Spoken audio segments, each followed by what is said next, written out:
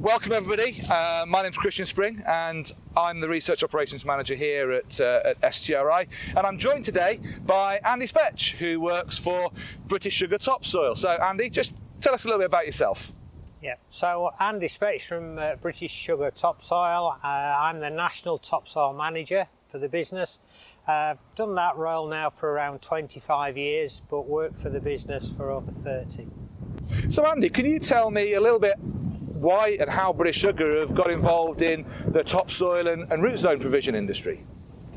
Yes, so with the sugar beet that we buy from the farmers each year, around 7.5 million tonnes, we're getting in around 200 to 300,000 tonnes of soil.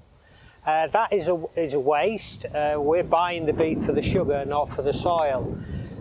So we looked into what could we do with the soil, and we found markets out there in landscaping and in the sports arena. So we're now recycling those products back out into those markets.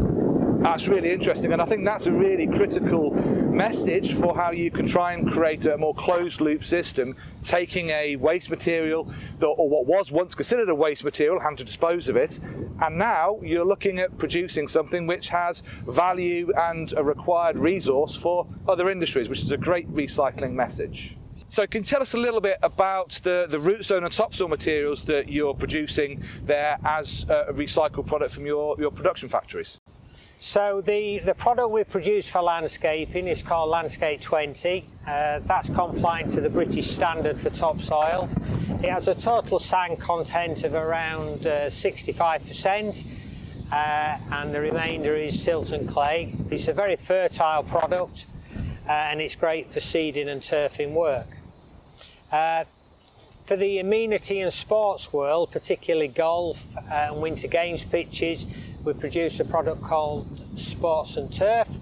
That has a total sand content of 90%, and we're using a much coarser sand in that mix. That's really interesting, Andy. So once you've produced these products, and as you said, they're recycled waste products, what kind of testing, validation, quality control work do you do on these two products? So if we go right back to the very beginning, the birth really of topsoil as a brand, as I said earlier, it is a waste, it's classed as a waste, so I had to get product status for our products, so I could sell them in the markets I'd identified. To do that, I had to work with the Environment Agency, and we had to prove to them that what we were doing was recycling. It was going through a process, and what was coming out was safe and fit for the intended purpose. So at the very beginning we had to show them that the soil was clean of pests, of diseases, and also of pesticides. Yeah. Just going back in agriculture, a lot of residual pesticides were used, so we had to show that wasn't carried through. We were successful in that, and we got product status for topsoil as the brand. With Landscape 20, for the landscaping market, we have to ensure the products are compliant to the British standard, which is BS 3882 2015. That standard says that you must sample and analyse every 8,000 tonnes, 5,000 cubic metres of product you sell. We do that rigorously. I do the sampling myself to make sure we're getting a representative sample, so that then the results we get are representative. And that's a lot of testing that you need to do, but hopefully that gives a lot of confidence in the end users that the product they get is absolutely fit for purpose and optimised for its usage.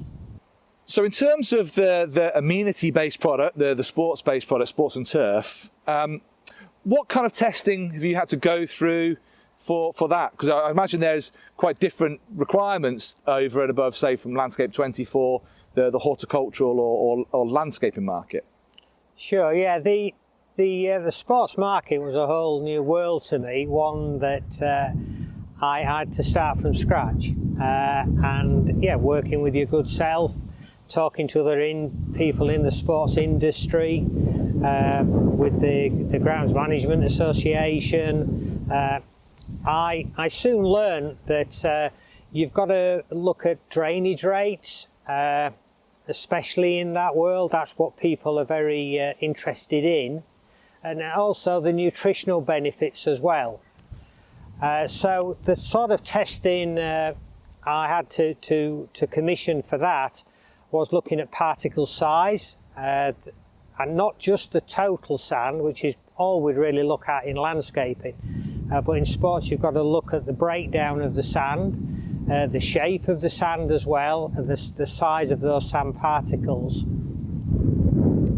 Perfect. And I know we've done quite a bit of work with you on that testing, and a lot of work looking at field trials, for example, and some practical research. What would you say are the key parameters, the key factors for that amenity-based product for use on sports surfaces?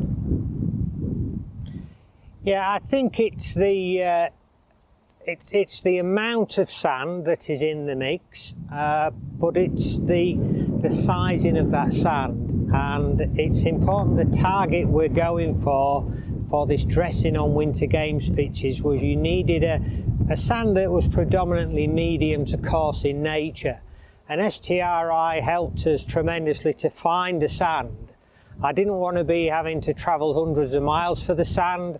I found it locally to where we are in East Anglia, sent lots of samples off to Christine and the labs for testing to identify the right sand. Fascinating. So yeah, I think the sand and the sizing is extremely important. Andy, I know from our previous work together, you've done quite a lot of research work here with us as well, looking at field trials. From top of my head, I can certainly think of one notable top dressing trial, for example. So in your view, what's the value in top dressing, and why is it important to actually get specific research about top dressings?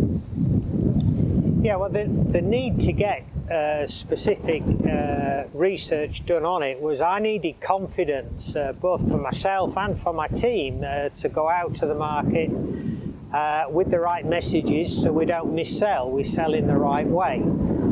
The importance for a top dressing, certainly in winter games pitches, is to improve the playing surface, can help fill out divots, encourage new seed growth maybe, following overseeding, but also top dressings used to help improve the soil drainage and the profile and structure of that root zone. Absolutely. I know from the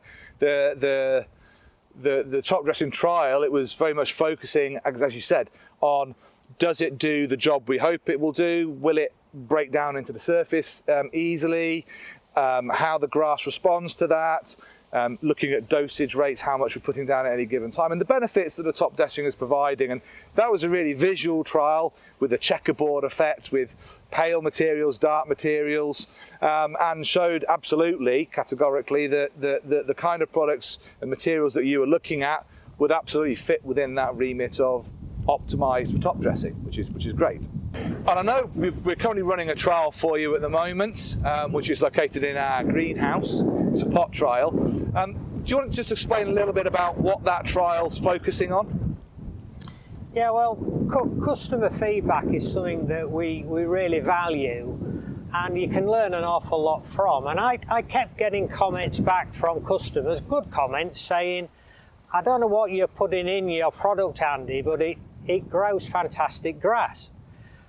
So I thought, well, I'd like to know more about this. There could be something in this.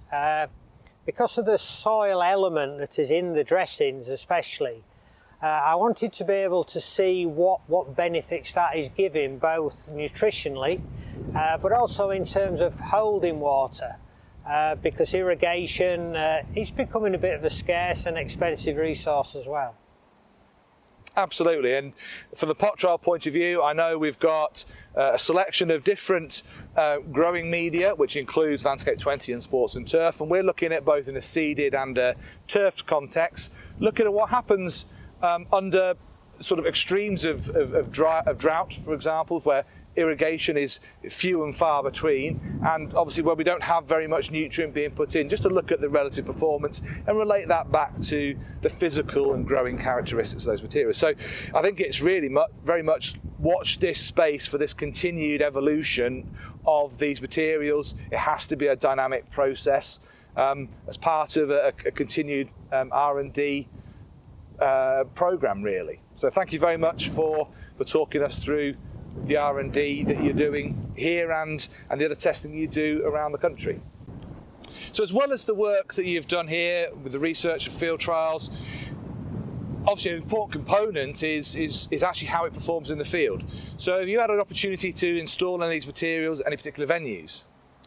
Yeah, in the golf world, we've worked with quite a few golf courses now, but namely Northwood down near Watford. They've used both Landscape 20 for their bunker construction work and also used Sports and Turf for their tee construction, as well as using it as a general dressing on fairways. That's fascinating, Andy. So the guys have been building tee beds. I mean, I think that's having known the material and worked with it makes perfect sense. But what's been the feedback from them about how it's performed?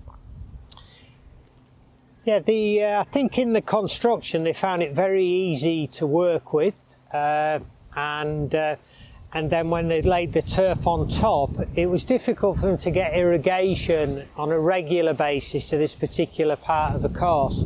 And they found the growth rates were very, very good with little water, really. So that was the biggest feedback with the Sports and Turf.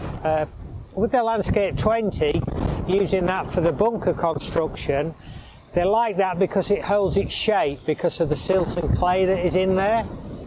So they were actually wetting the soil a little just to help create the lip around the bunker, and then turf on top of that. And again, they got tremendous growth rates from the turf they put on top of the Landscape 20. And hence, I guess, part of the rationale for following on with the research that we're currently running, looking at optimum windows and performance outside of optimum windows for water and nutrient retention. And that's really interesting. Thank you very much, Andy. And I think that more or less wraps up what we're going to talk about today. So thank you very much for coming up to see us. It's been fascinating, as always, to have a chat with you about the different products that you've got and how they've been evolving, and how the research work that we've been doing here at SGRI has fed into that process.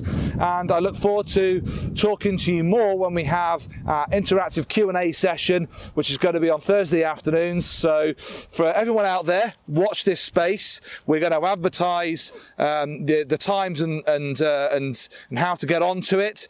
But we look forward to welcoming as many questions as you've got about any of the talks and the videos that you've been viewing this week.